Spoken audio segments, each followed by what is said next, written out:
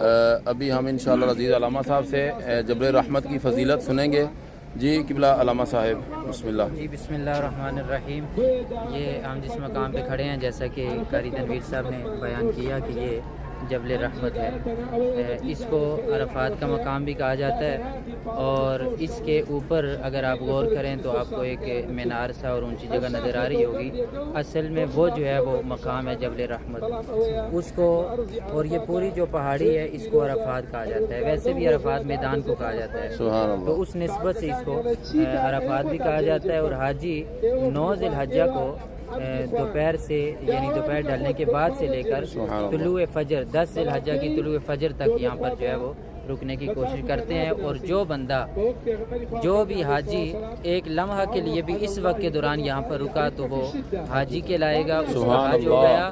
اور اس کو حج کے ارکان میں سے رکن اعظم اس کو جو ہے ٹھہرنا, اس کو وقوف کو کہا گیا ہے. اور اس کو جو ہے وہ عرفات کہنے کی وجہ جو ایک یہ ہے کہ پیارے آقا صلی اللہ علیہ وسلم ایک مرتبہ جس وقت جو ہے وہ حجت الوداع کے موقع پر رسول اللہ تشریف لائے تو حضور کی اونٹنی جو قصوہ اونٹنی تھی اس مقام پہ ٹھہری, تو نبی علیہ الصلوۃ والسلام یہاں پر تشریف فرما ہوئے. اور پھر پیارے آقا صلی اللہ علیہ وسلم نے فرمایا کہ اب یہاں پر جو ہے نا وہ حاجی ٹھہریں گے, یعنی رسول اللہ کی ادا کو ادا کریں گے.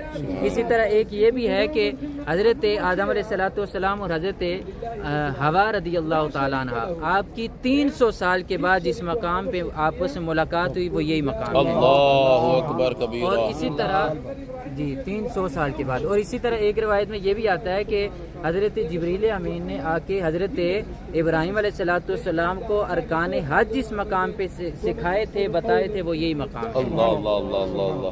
اور اسی طرح یہ بھی جو ہے وہ روایات میں آتا ہے کہ قیامت بھی اسی جگہ پر قائم ہوگی. اور اس طرح کی بہت ساری نسبتیں ہیں. اللہ تعالیٰ اس مقدس جگہ کے صدقے سے ہماری مغفرت فرمائے.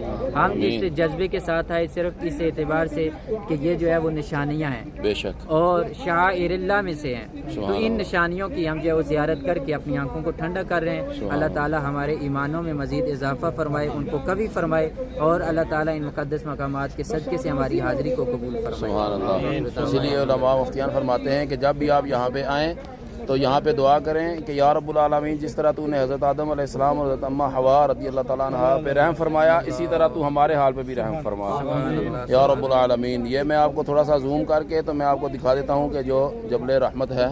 فرمایا کہ انسان کے بعض گناہ ایسے ہیں کہ جو اس جگہ پر ٹھہرنے کے علاوہ وہ معاف ہی نہیں ہوتا. اللہ. جب بندہ یہاں پر ٹھہرتا ہے تو اللہ ان گناہوں کو معاف فرماتا ہے. سبحان اللہ. نہر زبیدہ کی ابھی ہم زیارت کریں گے انشاءاللہ العزیز. سبحان اللہ.